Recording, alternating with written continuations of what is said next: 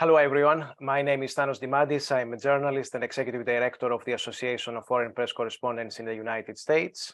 This is one of the educational programs the association hosts every week and every month to educate international correspondents in various areas and thematics of their reporting. Today, we are here to discuss regenerative agriculture, and we will dive into this topic to learn from four highly recognized experts on these topics of how regenerative agriculture can be a tool to tackle climate change and build a sustainable food system. We will try to gain some insights in some of the common regenerative agriculture practices, technologies, and approaches, and also to understand a little bit better the challenges for farmers and ways to scale adoption. I have the pleasure and the honor to have here with me, as I said, four well-recognized experts on this issue. First of all, I would like to introduce you to Jim Andrew. Jim, welcome, and thank you for being with us. Jim is the Executive Vice President and Chief Sustainability Officer for PepsiCo. Also, Jim currently leads PepsiCo Positive, PepsiCo Holistic Transformation Agenda with Sustainability at the center. Jim, we will talk a little bit more about that in a while, starting the first question, because I have some questions on this. Adam Keel is the Executive Vice President of the Soil and Water Outcomes Fund. The fund works with private and public partners to support on-farm generation of ecosystem services. Welcome, and thank you for being with us. We have Dr. Abby Wick, who is a North Dakota State University Extension soil health specialist and associate professor and founder of Wick Consulting, with a vast experience with working with farmers on soil health building practices. Thank you for being with us. And we also have Sarah Carlson. Hello, Sarah. Sarah is the Director of Senior Programs and Member Engagement of PFI, Practical Farmers of Iowa, which equips farmers to build resilient farms and communities. Thank you, everyone. I know that all of you here, you have a diversified background, but also you have a common knowledge about the topic that we discuss here today. And I would like to start with Jim. Jim, can you explain to us a little bit about the investment that PepsiCo has been giving on the regenerative agriculture and sustainability? And the question is, why is this in the epicenter of your attention? Yeah, thanks, Thanos, and it's a great pleasure to be here with you and with such a distinguished group of panelists. You said four experts. I might say three experts and me. So it's great to be surrounded by folks who really know so much about the topic and to be able to talk to the audience today. You know, a lot of people ask exactly the question you do. You know, why is PepsiCo interested in regenerative agriculture? And really, it's because fundamentally we're a company that's rooted in the soil, in the ground. We're about almost 60% food, and a lot of our beverages actually have an agricultural component as well. So for us, crops and farmers being successful growing food is really fundamental to our business. We source about 30 major crops from about 60 countries around the world, and we support about 100,000 agricultural jobs. And so for us, you know, agriculture is really the kind of company we are, and a steady supply of crops is essential to our business. Now, that being said, we all know that agriculture is under pressure, right? Whether it's the climate change, extreme weather events that we see around drought, it's the depletion of topsoil, it's the aquifers, it's a whole set of systemic challenges that are making agriculture more and more challenging for farmers to be able to earn a living. And, you know, that's really, I think, part of the challenge. On top of that, there's growing regulation, there's, you know, land use changes, and just, you know, farming has probably never been more difficult than it is today for a whole host of reasons. And, you know, at PepsiCo, we look and say, again, what is it that we can do with our size and our scale and our global reach, though our home is the US, but we're active in, you know, really 200 countries and territories around the world. What is it that we can do in and around agriculture, again, to make sure that farmers keep farming, to make sure that they're successful. We have a steady supply of crops around the world. And our major crops are potatoes and canola and wheat and sugar beets and a number of others.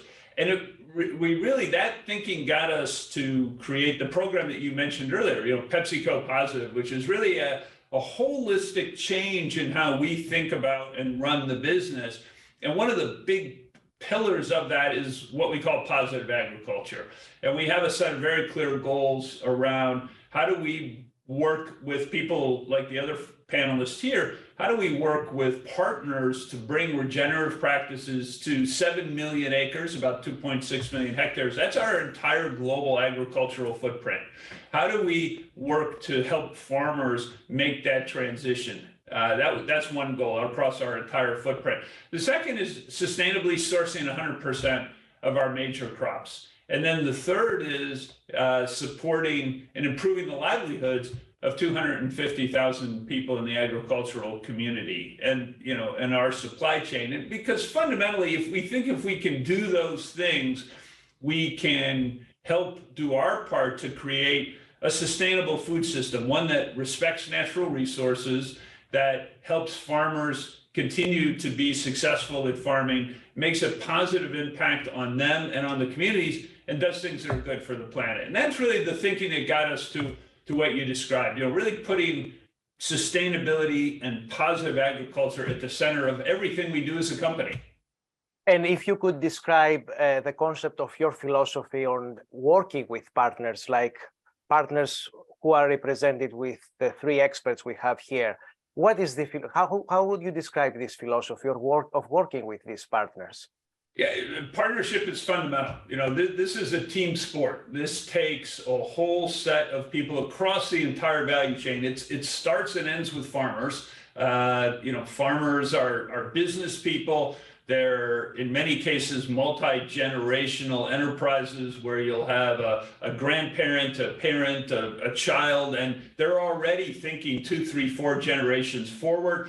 But we need partners. We have an important role to play. We're an off-taker, where you buy products and agricultural commodities either directly in the case of potatoes, but also indirectly for things like corn, for example. But we also are a direct link with customers, so retailers and away from home partners, as well as ultimately consumers. But we need a whole lot of partners in that chain, in particular people that are trusted sources and experts in working with the farmers to be able to help them make the transition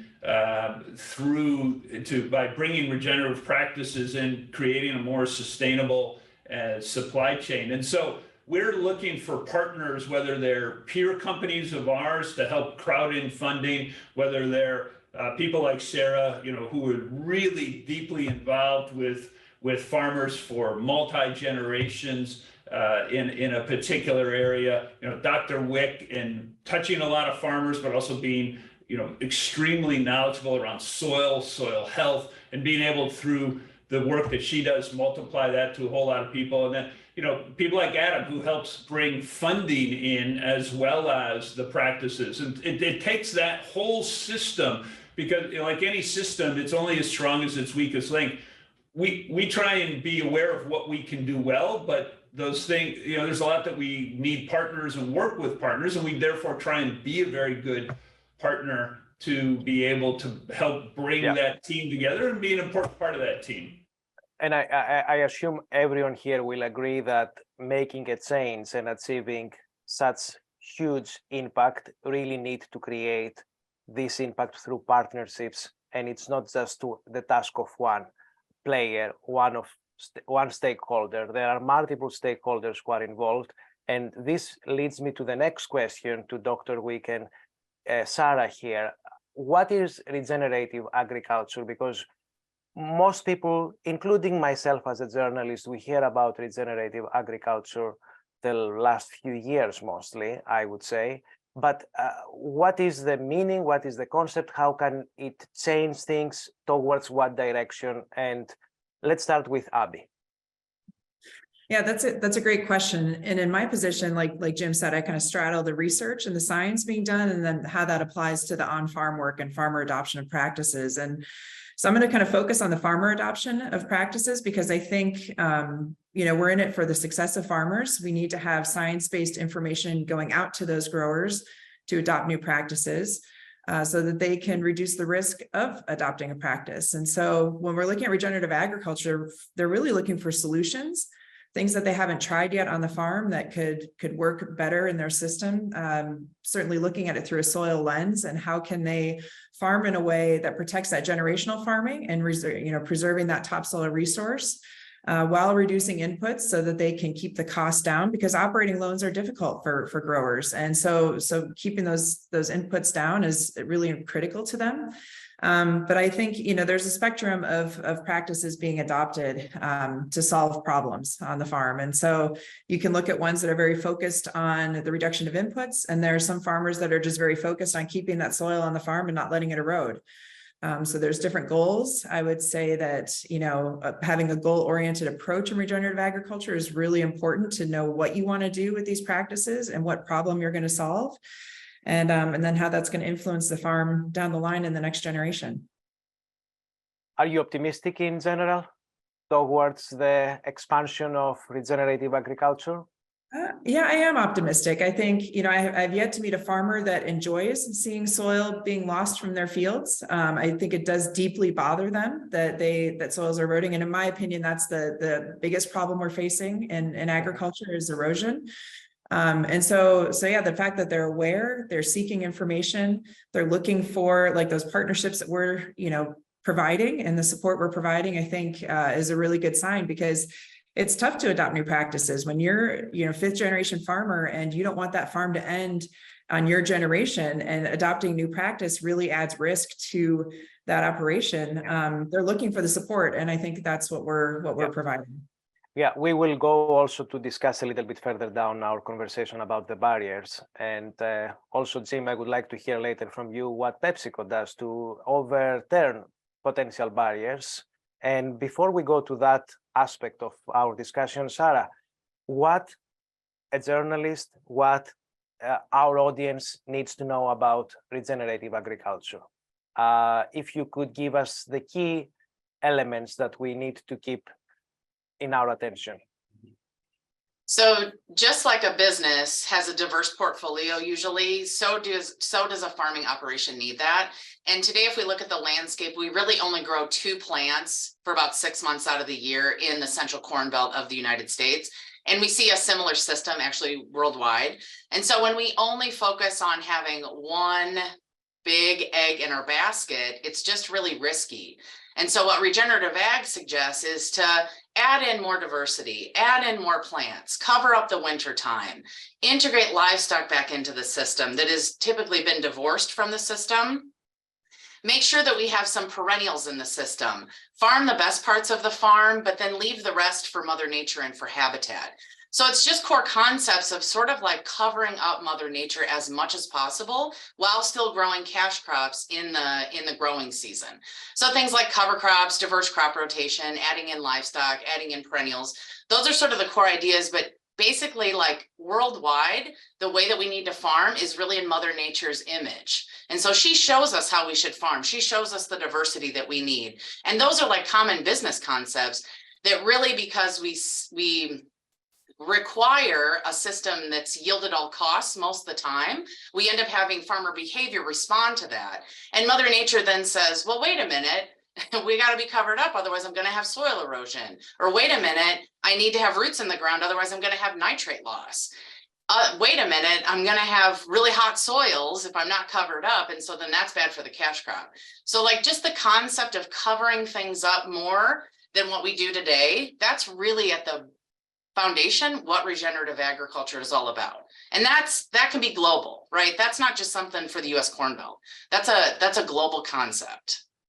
How do you think players, stakeholders in the farming industry will be convinced to apply more and more practices and principles of regenerative agriculture? What do you think is the elements that need to be used in order for more and more stakeholders to be convinced in this practice?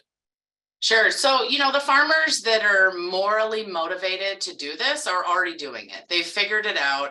They are making it save on inputs, like what Abby mentioned earlier. And they're, maybe the first 10 to 15% on the diffusion of innovation curve.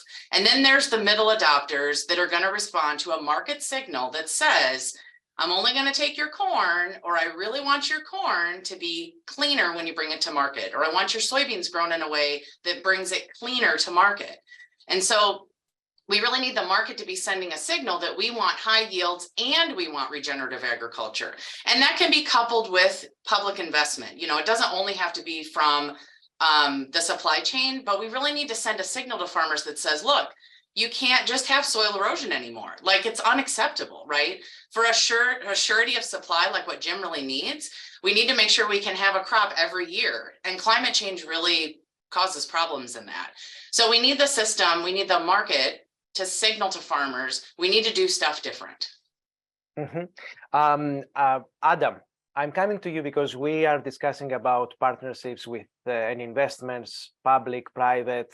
I know you work with private and public partners on behalf of the current role as Executive Vice President of Soil and Water Outcomes Fund. What is the importance of this kind of investments to create practices, technologies to improve the whole framework and infrastructure? And if there is any specific infrastructure needed for regenerative agriculture, we would like to have your insights on that. Yeah, Sarah hinted at the market signals. The market signals can encompass many different things, and I span that from the equipment that's needed to do these kind of practices all the way to the lending and the institutions that support farmers and everything in between. So when we talk about what's needed to support farmers and send those market signals and the practices and technologies that are needed, it spans every sector of agriculture. So just to focus on a few, we need to be able to have the support system with farmers to get the crops in the ground. Those cover crops require different sources of seed, different seeding methods. So we need to have the support system so farmers can implement cover crops. We also need the technologies with other equipment on the farm, like planters for their main crop that are able to work with the cover crops and with the no-till systems.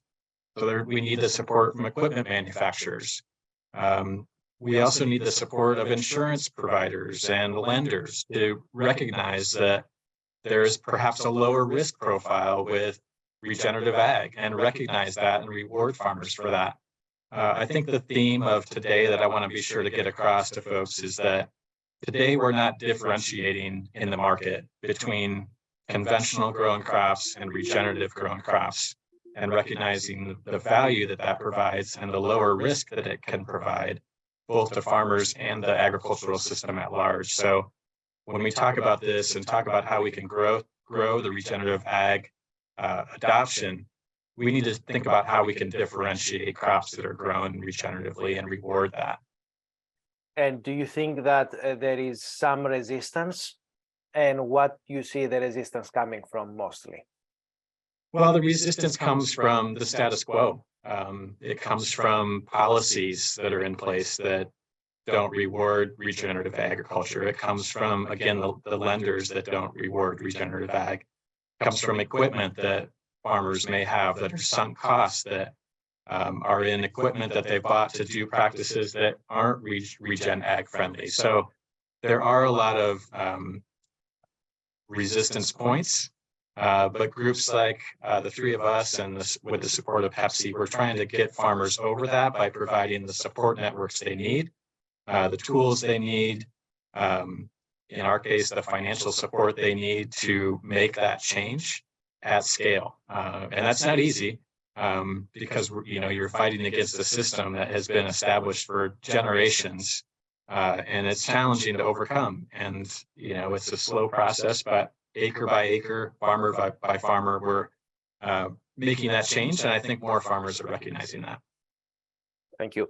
And with what you just said, you're giving me the ball to go back to Jim, because Jim, I understand that sustainability and regenerative agriculture for PepsiCo, correct me if I'm wrong, is not just as part of the corporate responsibility vision that all corporations have, or most corporations want to have, but I think it is in the core of your investment.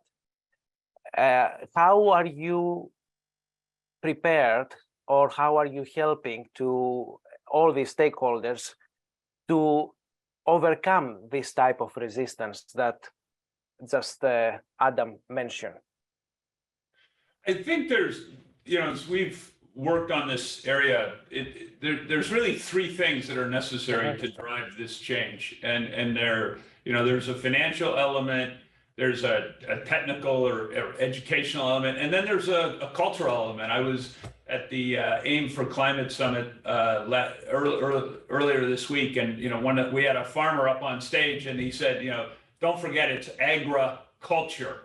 And to Sarah's point, you have to work on the cultural piece. And we talk a lot about the financial piece, and let me start there. That's really important. As a big company, as everyone said, we need a steady supply of crops. We've made a number of announcements recently. We invested $216 million in 3 farmer-facing organizations, including Soil and Water Outcomes Fund and Practical Farmers of Iowa, to get a lot of money to farmers, but also to help those organizations continue to build the capabilities that they're so good at and that we need to be able to drive the kind of change that everybody's been talking about. We worked with a number of partners, again, including some on the call, to secure some of the USDA Smart Climate Commodity grants to be able to again drive regenerative practices.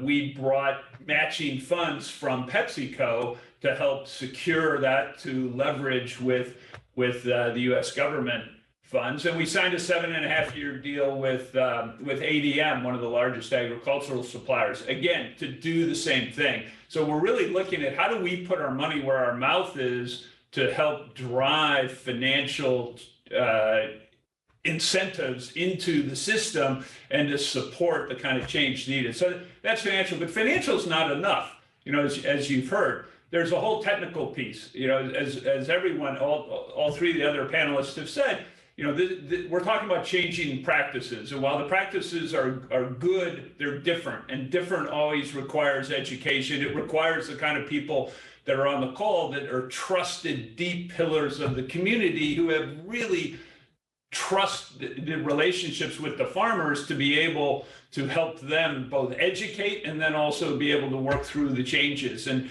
every farmer will tell you that their land is different, and even within their land, the different parts of it are different. Sarah was talking about the high yielding parts and the parts that should really just be left to drive biodiversity. That takes partners, people like Sarah and her organization, to be able to work with them to convince them, to show them the benefits of doing that. And that's a change. So that's educational. And then the third piece is, again, cultural. I was with some farmers in Iowa, and one of them said, look, the hardest thing of this whole change, and he'd been at regenerative practices for a while, is, for multiple years, is when I go to church on Sunday and I know that all the other farmers are talking about me, and they're saying he's a bad farmer because he's got a dirty field. And what they mean is he's gone to no-till, and so that land is being covered, as both Sarah and Dr. Wick talked about. That land is covered, but it's not that beautiful picture of black dirt. Well, yes, I'm keeping all my topsoil on the farm. I'm increasing root depth. I'm building organic matter, but I have to deal with the cultural component. So it's really getting all 3 of those parts right. And what we're trying to do is work with partners, bring our size, our scale, our capabilities, but again, working with partners, being a good partner to be able to help drive that kind of systemic change that's necessary and so important. From an international point of view, have you seen other markets, other countries, other regions where have been more culturally complied or adapted to these new changes of regenerative agriculture? Yeah, as I said, PepsiCo, we source from at least 60 countries. So we're active all over the world. I think every farmer is different. Every farmer is the same. There's a common set of they wake up every day. They are on the land. They care for the land. They're good stewards of it, and they need to earn a living. And in most parts of the world, they get one shot a year at doing that. And so it's a high risk return, high risk and maybe moderate return if they're lucky profession. And so, I think they're all concerned about the same things. They're concerned about the financial piece. They need the educational piece to know what it is they're doing. But what that looks like on a 5,000 acre farm in the central US is obviously very different than a female farmer on a hectare growing potatoes in India. But they're still concerned about, how do I take care of what I have? How do I get a good crop to be able to feed my family and maybe make a little bit of money on the side? And how do I take risk out of that system? And if you're asking me to do something different, I need to know it's going to work. And I want to make sure that I've got the support necessary. So in that respect, I think, we've seen actually a lot more similarities than difference at the base level. Obviously, the details are always a little different depending on the geography and the cropping system. Yeah. Sarah, as Jim just mentioned, he mentioned the factor, the financial element, the educational element, the cultural element. I would like to stick a little bit discussing about the barriers here. And I know that from my reading and the basic knowledge that I have tried to get around this topic as a journalist, is that there are also barriers, regulatory barriers, right? There are also technology barriers. Can you give us a little bit of an overview from your point of view? What are the framework of the barriers that create this type of resistance, and if there is any solution of how we can overcome them besides what just Jim mentioned? Yeah, so Adam really set up the list, I'd say, well. And so if we want to just drill down into, let's try the cover crop businesses that are needed. So for example, we, 100 years ago in Iowa had 220,000 farmers on the landscape. Today, supposedly we have 88,000, but we really have about 20,000 farmers doing the work of those 220,000. And so, yes, we've gotten more efficient and that's all great, but that's also a loss of the human capacity that we need now to plant cover crops, let's say starting in October when our harvest starts, and then managing them in the spring before planting of our main cash crops, let's say in April. So to cover half of Iowa's corn and soybean ground, we need about 5,000 businesses that are only dedicated to planting cover crops every fall. And so where are we going to get those humans? So just getting the practices on the ground is a huge barrier today. So some farmers are finding ways to have little startup businesses. Maybe they're bringing a second generation back to the farm that didn't have a way to get into the operation, because in a corn and soybean system, there is not a ton of space for more than really 1 to 2 operators when you're at 5,000 acres and below. So if a next generation wants to come back, which will hopefully help that farmer hand the farm off to that group, to that family or non-family member, they need a business, a side hustle to get into that. So cover crop businesses, for example, are an opportunity. And we need lots of that human power just to get it in the ground. So that's like just one very practical barrier of things that are needed. Then if we think about the purchasing of our main inputs. So if we want to save on herbicides or save on fertilizer, farmers purchase all of that in December. There is a great discount if you get it in before December 1st. They don't know what their cover crop's going to look like in the spring. They don't know if it's going to be enough to help them drive reduction of an herbicide, because Mother Nature's going to bat last in that scenario. So they may have a lot of product on hand come April, and then all of a sudden their cover crop looks great. And it's like, shoot, I over purchased all of the herbicides that I actually maybe don't need. Maybe I should return them. Well, it's just not that easy. And so there is a little bit of an issue with how we secure inputs, which is a forecasting issue for the input industry mostly, which is why they push them into the December 1st buying. But it really causes problems then to make a good decision in April. So that's a second barrier. It's not a huge barrier, but it does create the culture of well, I guess I'll just put that pass on, I'm already here. So I could continue with millions of examples like that. But at the end of the day, if we want to have farmers do regenerative ag and they're middle adopters who are the majority, we're going to have to send them different signals. We're going to have to restructure this system away from the status quo that Adam and Abby really eloquently just set up. Yeah, and Abby, I would like to go to you because I know that you have been working on helping farmers to apply soil health building practices. And I would like to hear also your insight on what Sarah just mentioned, and if you would like to build on that. Yeah, I would love to build on that. I think I work mostly with the human side of the barriers. And so if we think about... And the cultural side, potentially, right? Which is relevant to the cultural side. It is relevant to the cultural side and also the education piece as well. And so if we think about a farmer who is in their field alone, they're planting a soybean crop into a cereal rye cover crop for the first time. They can't just, like most of us in the office, we can just run down to the neighboring office and say, oh, is this right? Am I doing this okay? What would you recommend? They have nobody there. And so, so they are a very solitary profession.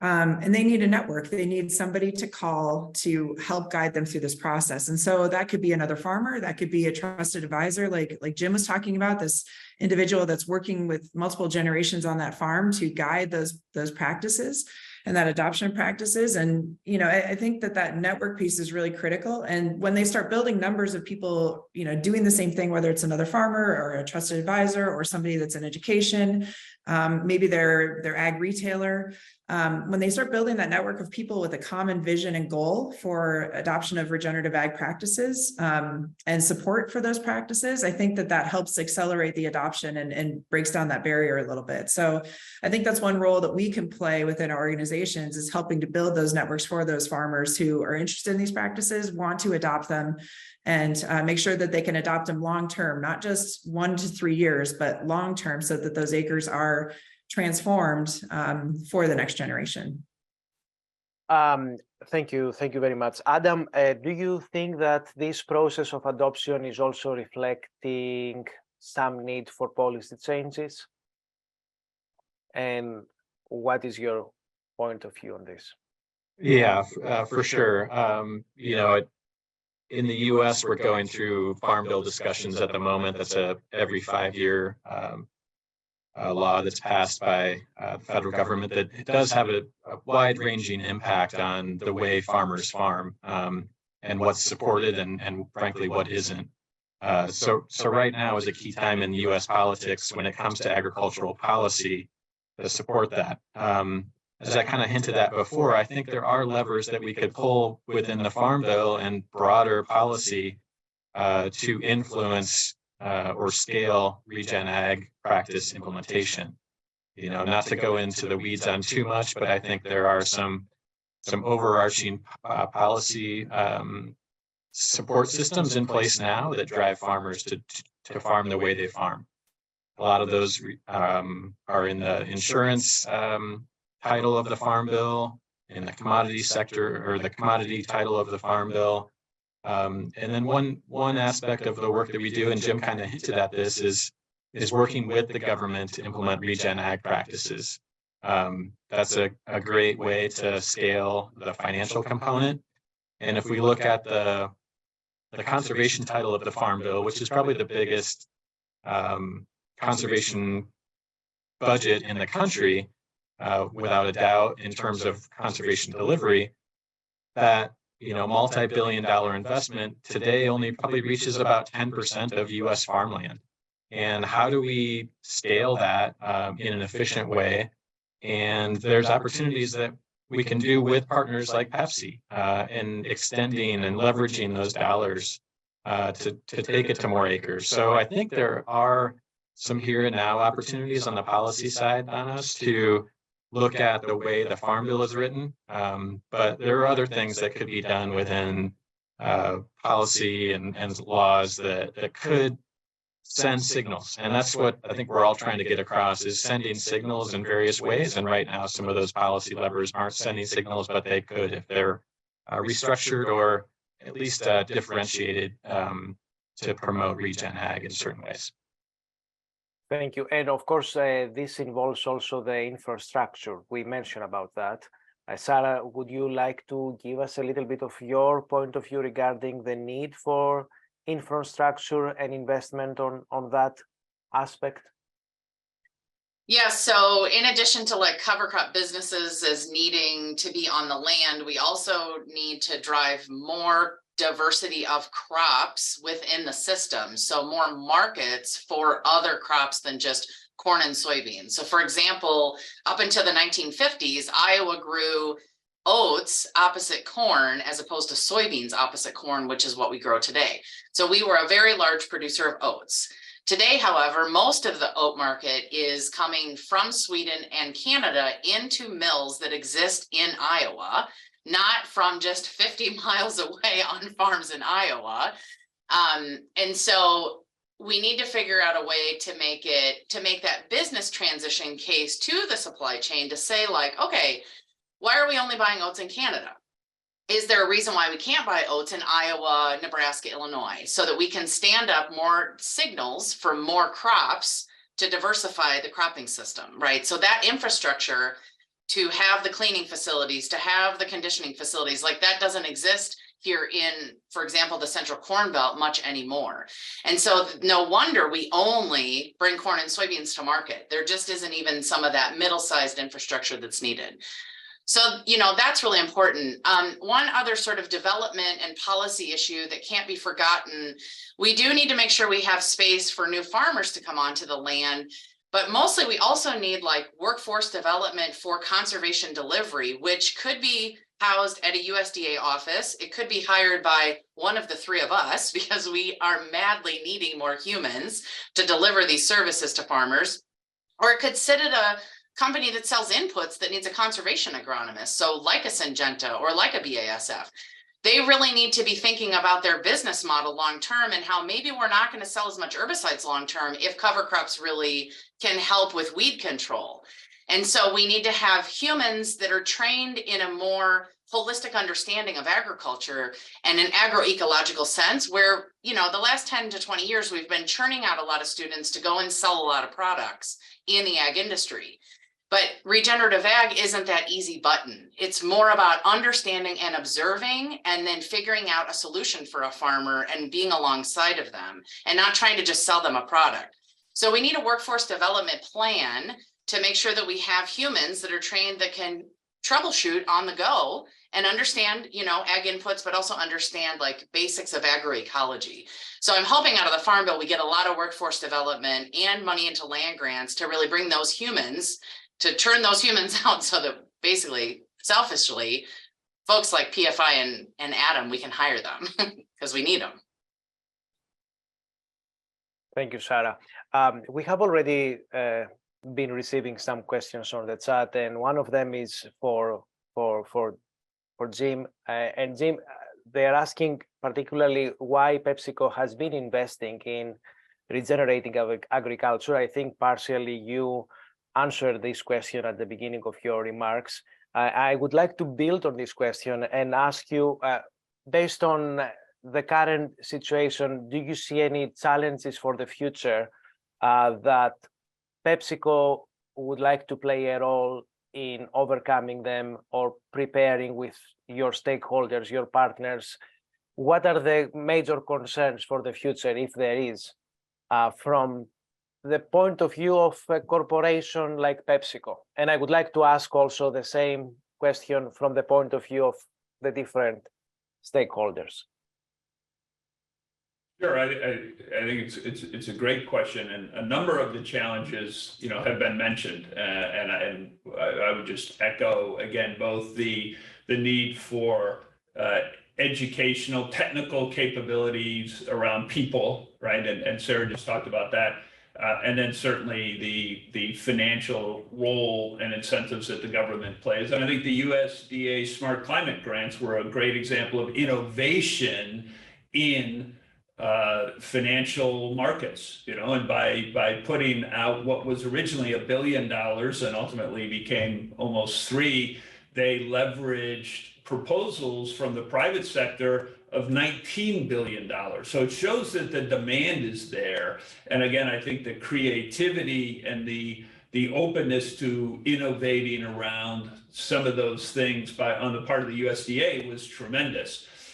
If I think about other barriers, I think one, and it's been mentioned, is the role of technology. And sometimes that's high tech, and sometimes that's lower tech. But it's changes. How do we provide, and how do farmers get the tools necessary to move to some of these practices? And so it might be different planting equipment, we've been, all of us on the panel have been out with farmers who, proudly show us their machine shop where they're actually custom welding, attachments or modifying equipment that they've bought from one of the major ag suppliers, one of the major equipment manufacturers, to be able to make it work for them.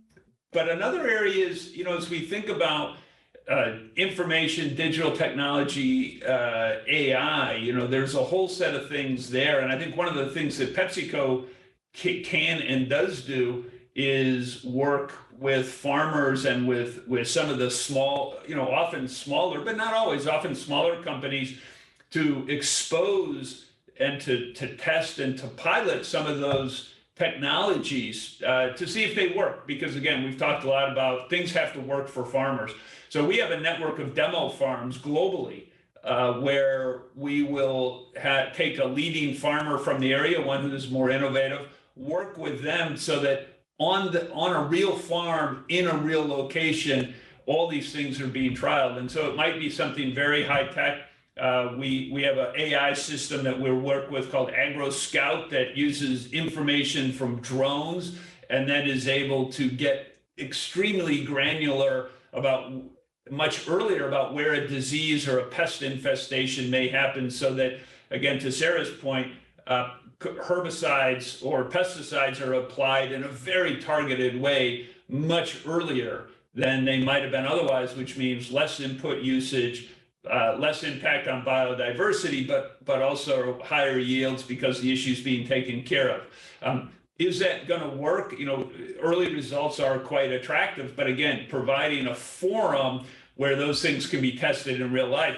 And another just real quick example is we work with a company called NDRIP, which is low pressure gravity fed drip irrigation. There's a lot of different types of irrigation out there, but especially when you get into markets where either power may not be reliable or cost is a real issue, precision irrigation that is simple, that is easy, that doesn't require electricity can be extremely powerful. And we're working again with farmers to pilot that, whether it's in Nebraska or in India, when we have pilots going on in both, to really do these things work. How do we de-risk them for the farmers? How do we show that they actually work? And then we have a network of farmers and other partners who then know how it works to be able to bring that information to the farmer. So those are just a couple of additional things that we're trying to do to overcome some of those barriers, Thanos. And there is also another question here related to the cost, the financial benefit, as they describe here, that some people expect that it takes years for the regenerative agriculture to create financial benefit, and how PepsiCo and other partners are working on cost sharing. Is there any point of view on that, Jim? Yeah, and I'll give a short answer because we've again I have other people who can speak that as well. But yes, we typically find, and again it varies a lot. We typically find 2 to 4 years of it takes for a farmer to really see the benefits. We know that in the long term, that the economic benefit is there because of less risk, higher resilience, less input costs, in many cases higher yields.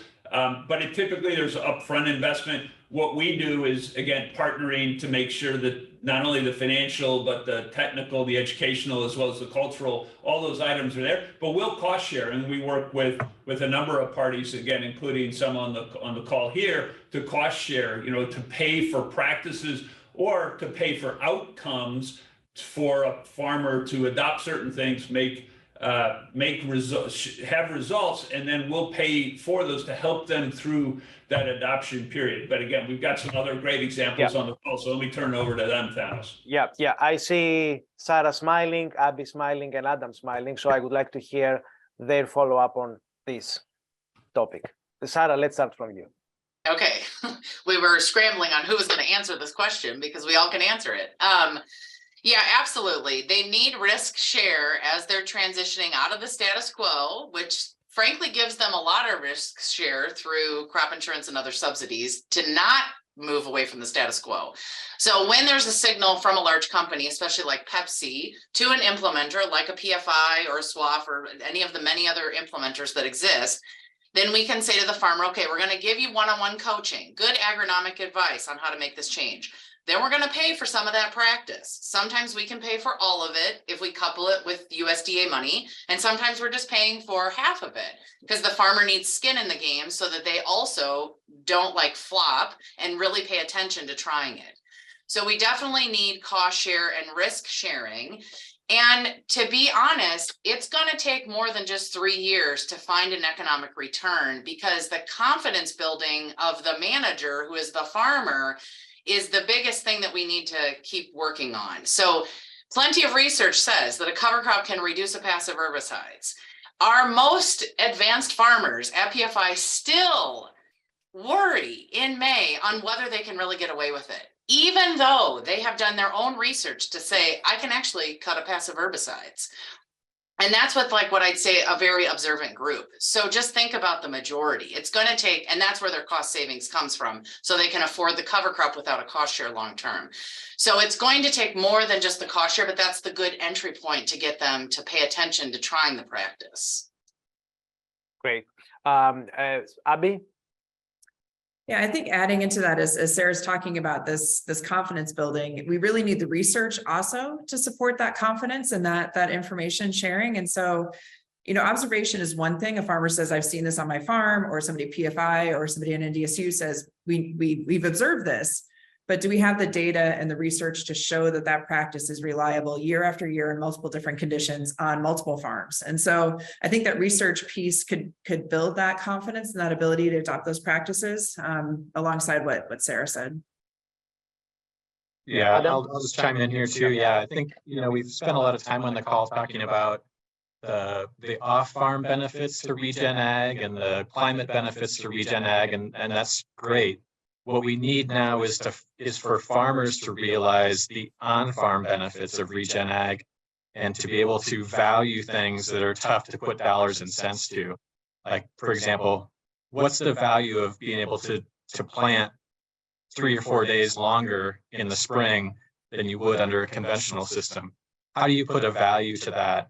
How do you put value to other things that you know, how do you put a value to reduce soil loss or improve water quality or biodiversity and expanded pollinators on the farm? Those are really difficult things to value. And fortunately or unfortunately, we're in an agricultural system that, you know, uses advanced financial tracking systems to assign value to everything on the farm, but some things aren't easy to value.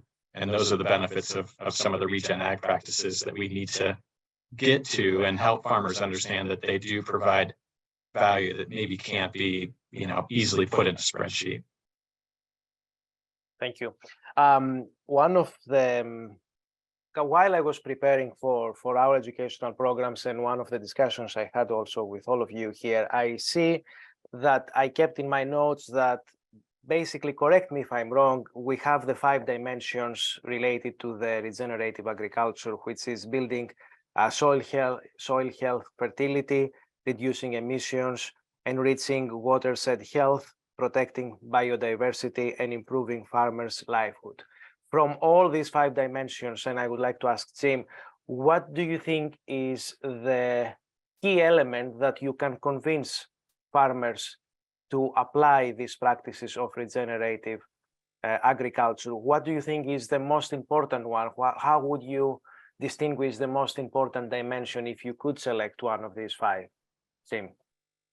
Well, that's a very hard question, Thanos.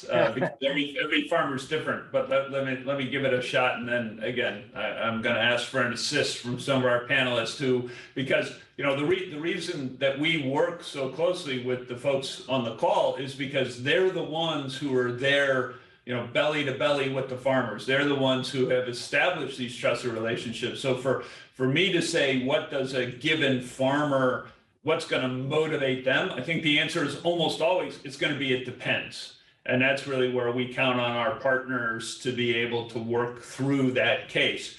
From a PepsiCo standpoint, all of those things are highly important. All of those things are highly important because we actually have goals on all of those topics, right? And PepsiCo is a company, when we put a goal out, we give it a lot of thought, we're very transparent about it, and then we report on it. So we actually need better watershed health, and we have goals around water, and agriculture is a big part of it. We're looking to decarbonize the company, and so the carbon benefits, so for all of those areas we have goals. Now, what and then I'll turn it over to the others. Higher yield, better fertility, which translates into livelihood. That's hard to beat, right? That's hard to beat because, again, farmers are business people. I think the path to get there is going to be very dependent for the individual farmer, which, again, is why we try and pull as many levers as possible, but leave it, a lot of it to our partners here who are there. So let me maybe ask them this question. Let's start with Abby.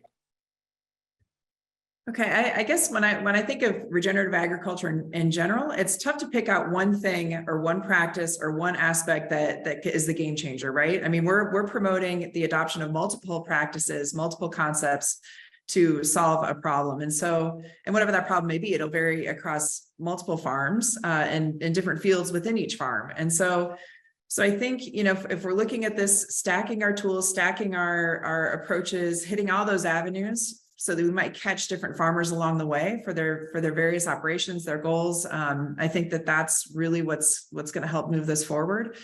So yeah, I would say all of them are important. I know that's not the answer that we're looking for, but I think we have to pick all of those things and work forward in all of those areas and promote all those different aspects to hit those middle adopters, which are incredibly variable. The practices are going to adopt are widely, wide range. Some may adopt no-till, some may do cover crops, some may just do water management. You might have some add a third crop and do their 2-crop rotation.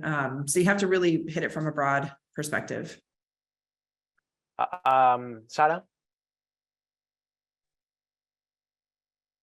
Yeah, I think the farmers, I think seeing soil move is probably the biggest thing. I think that's probably the biggest way to really sort of jolt them and wake them up like, ooh, maybe this isn't a good idea. Because like water quality benefits, they can't really see that. Now Adam's point on getting on the field sooner, that probably actually is maybe the second thing. So the field fitness changes as we do these practices. And so getting onto the field when your neighbors are not able to after a rainfall, I think that does send a pretty strong signal like, his system or her system must be a little different than mine. I can't get on the field. The problem is we just quickly forget. So like, that's the issue. So I want to say soil movement. I want to say, field fitness, getting on the field faster.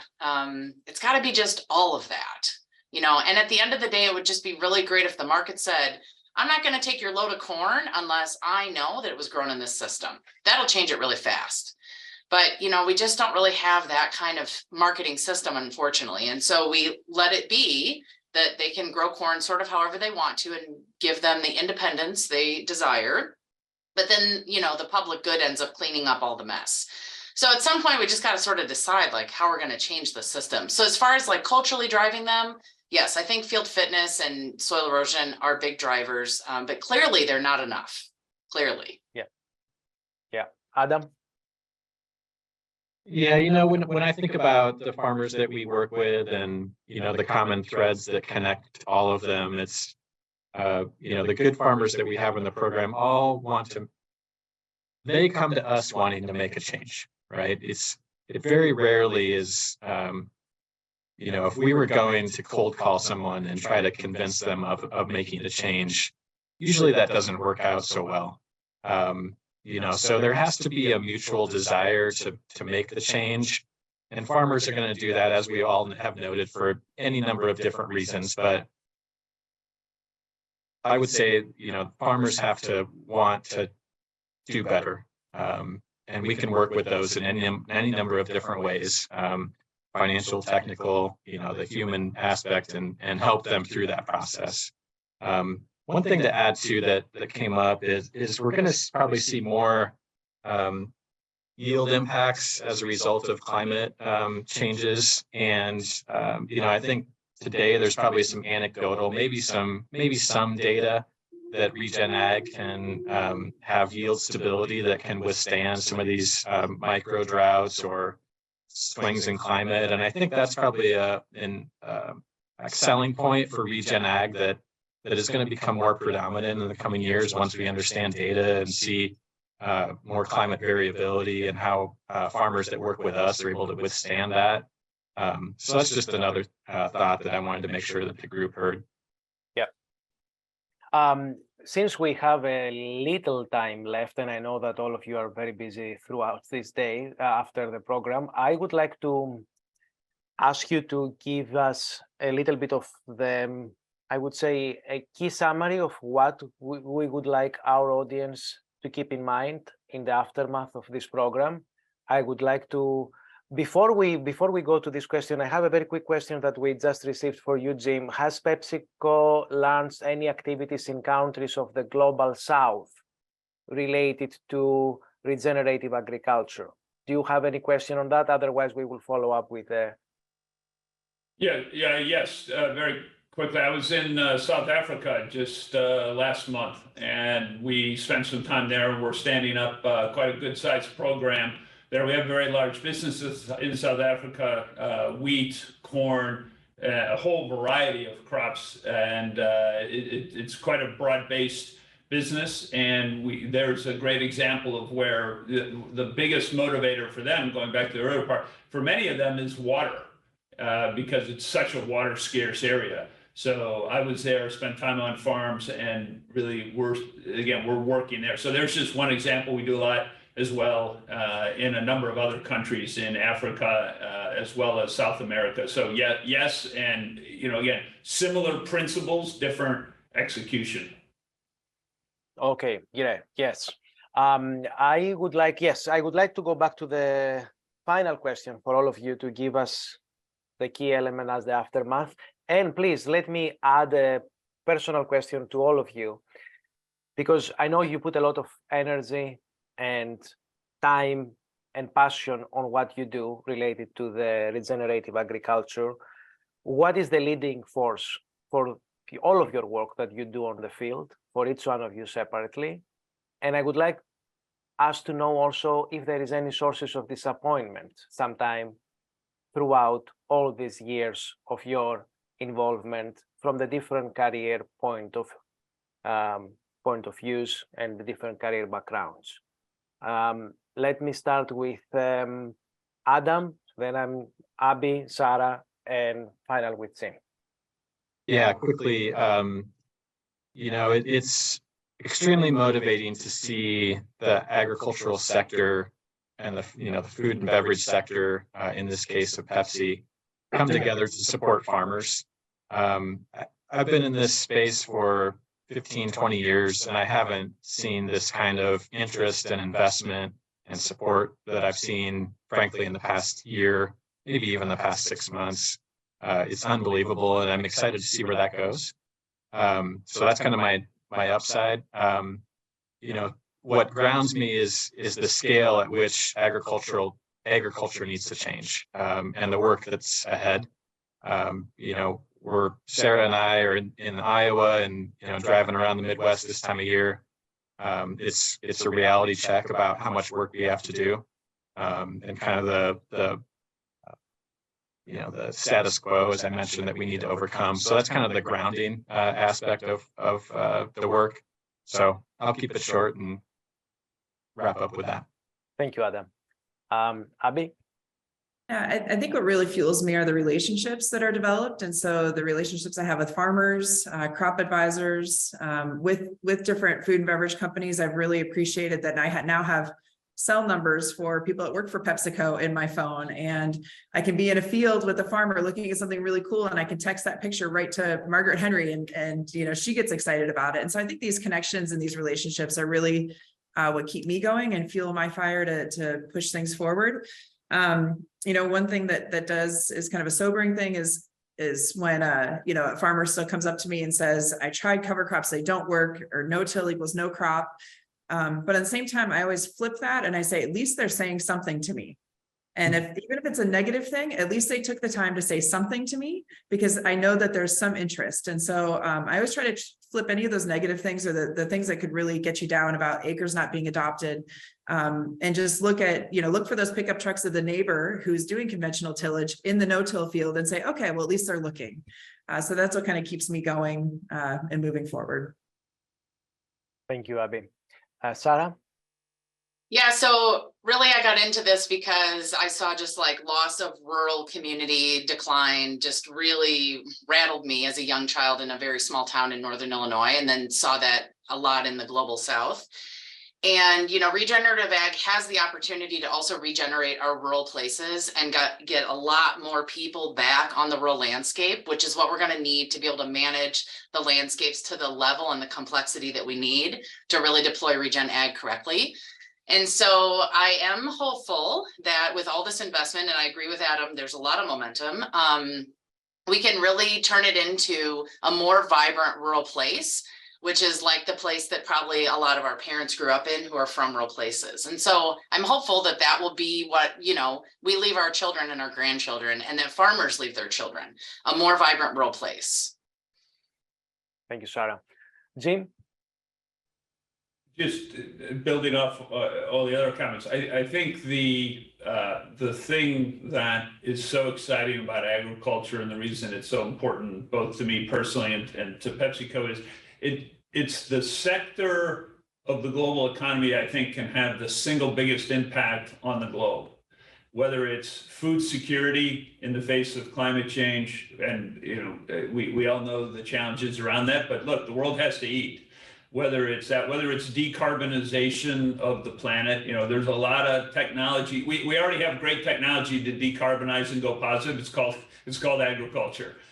We know how to do it. We know what to do. We know how to sequester carbon and livelihoods, as Sarah was just saying. So I think of all, there's millions and millions and tens of millions of people around the world who make their living from agriculture. And in many cases, we can improve that, and we know how to do it. So what gets me excited is the number of people and the importance of the topic that this sector can have on the world. And that's incredibly motivating.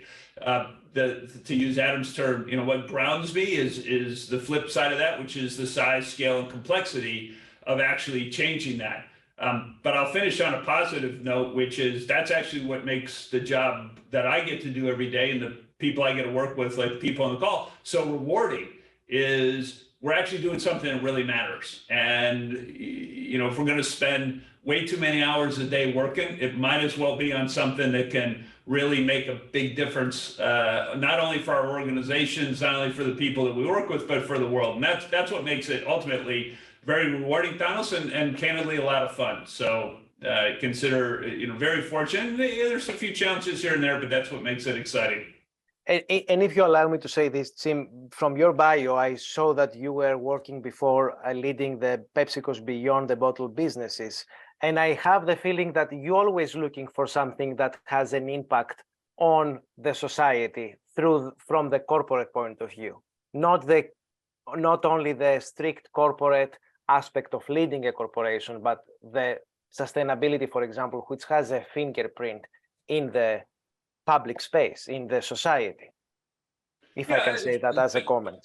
Yeah, fundamentally, I'm a business guy, but I have a deep passion for things that really matter above and beyond hitting the numbers. And what, being part of a large company, you got to hit your numbers, but it gives me a platform to be able to have the size and the scale. There's not many organizations in the world that are $90 billion and employ 300,000 people and have 100,000 agricultural jobs in every country in the world where it's except where it's illegal. There are not many places you can do that. So the chance to be able to do that on a platform like PepsiCo and be able to help drive the business, but have all these other impacts.